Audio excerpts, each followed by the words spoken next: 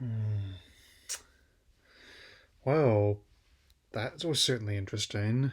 And hello and welcome to another trailer video with my reaction thoughts on yet another look at Zack Snyder's Justice League, or rather the Director's Cut Justice League as it's now called, but whatever you want to call it, it's still coming. And now we recently had a reveal release date on March the 18th when it starts streaming on HBO Max, as well as the as today. Hey, where as I record this, the YouTube video alone is almost over 5 million views and climbing.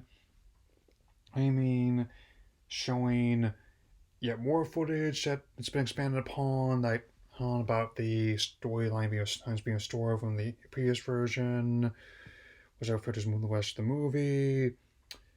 About trying to unite Justice League to stop now Darkseid, as well as Steppenwolf from using mother boxes to bring about disaster, and on top of restoring many of the previous elements that were cut from the theatrical one, such as like with Barry Allen's love of Iris West as as a Flash, and as well as with Cyborg origin of his promising future as a football star being ruined when he's in that car accident that causes him to lose his mother and most of his body.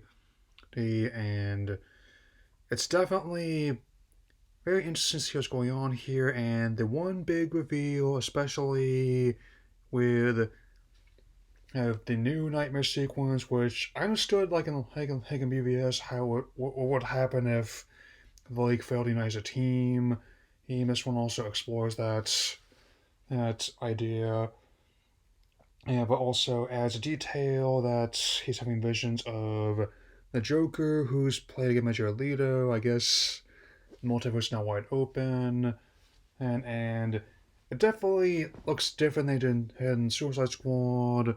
And even though someone didn't have a problem with the look, I mean, even like the whole, in hindsight, I'll admit that with like the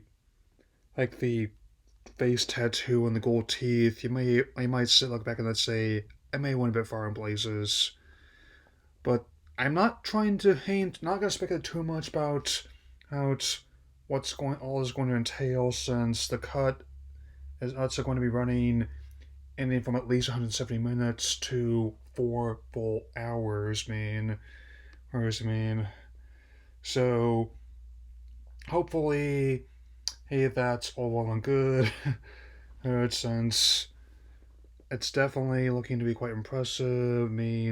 Especially since we have Steppenwolf that looks a bit more finished, opposed to looking and like I was playing a game of Justice Gods Among Us, like I was in the previous cuts. Even though I tweeted out that joke about like looking like 2017 Aim Build, 2020 the a deluxe edition, and now 2021 enhanced edition. Yeah. So, and also shows how if BVS did the death part of the storyline for Superman, this is most likely going to be handling the return part of the storyline, albeit as opposed to other heroes and Superman's followers take up his mantle. Oh, we have other members of the League filling that role. Oh, even though I don't know what the future of the franchise is going to entail, and but I do know this: I will be looking at the movie as my first viewing thoughts. My full spoiler review of it is definitely going to be following.